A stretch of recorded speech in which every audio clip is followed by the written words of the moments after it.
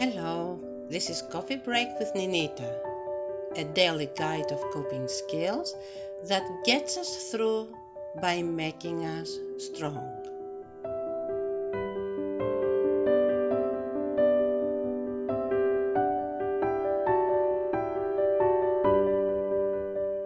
Speak up. Don't just stay there when you hear somebody telling you something you don't agree, that they're wrong.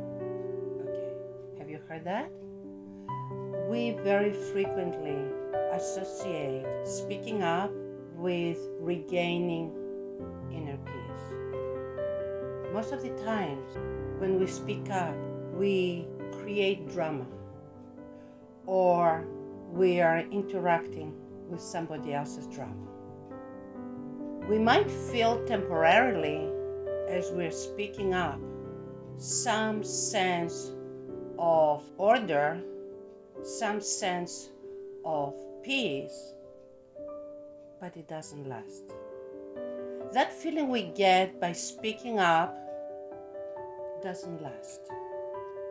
This feeling is not going to lead to inner peace. Why am I saying that? Because when we express our side of the story, our situation, the way we see it, we are giving it to the other person that we are talking. And if the other person is willing to consider what we are bringing up, what we are saying, indeed, that speaking up could lead to inner peace. In other words, if what we say is perceived and received from the other person in a positive way, where whatever situation had created that kind of unsettled feeling, this kind of exchange between me and the other person could bring that peace. But is that peace inner peace? The inner peace that we need to be able to reach when around us in the relationship is not peaceful, rather stormy. When we speak up, we are actually taking a risk of perhaps getting confused, because what we want to say, if the other person we are talking to argues and dismisses it, it can be very painful. So I want us to sort of consider, think twice before we speak up as a way to reach inner peace. If we are having inner peace already, and then instead of speaking up, we find the right timing to address what is that we need to express, this is a good idea. In other words, what I'm saying is that I need to find another way of reaching inner peace first, and then speak up or address. Frustrations and confusions and arguments take us further away from inner peace. Inner peace is reached when we stop, we take the first steps, which is meeting our essentials, and then we find someone who is on the same page of thinking with us. Yeah, you heard me correctly. We need to find someone in our lives that we trust and we have faith into that person to use as a sounding board.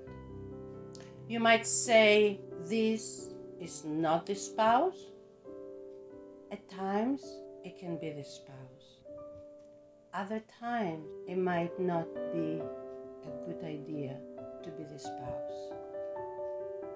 Because when there's agreement, yes, absolutely, it is beautiful and powerful and empowering to process with our loved ones, with a spouse. But in real life, we are going to reach places of disagreement, of differences of opinions with our loved ones. Differences of opinions does not mean good guy, bad guy. And next week, we're further going to explore a mistake we make when we meet people with different opinion than ours. But that I will leave it for next week. For right now, it is very important that we will keep the essentials of the day. We will reach out to someone we trust to process whatever it is that is upsetting or unsettling. And then, having found that inner peace, we can go on with our day.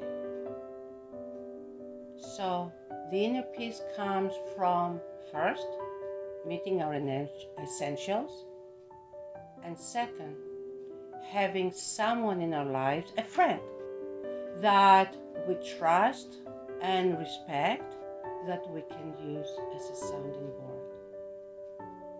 An outsider from the situation we are in, that will not take sides, but will be able to listen and absorb the things that I need to address. That's why a lot of people are using life coaches or counselors.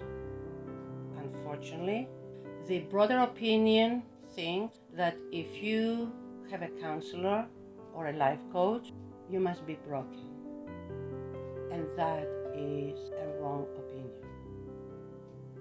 I'm not broken, and that's why I have a trash can in my house. I have the trash can so that I will discard all the things that accumulate that I should not hold on to, but need to let go. Of course, one of the essentials that I have suggested that can be very important in reaching that inner peace is, of course, prayer and involvement with faith. Once this is in place, people say that the rest flow. And I agree with that. But it is for you to figure out whether this essential is the direction you want to take to reach your inner peace.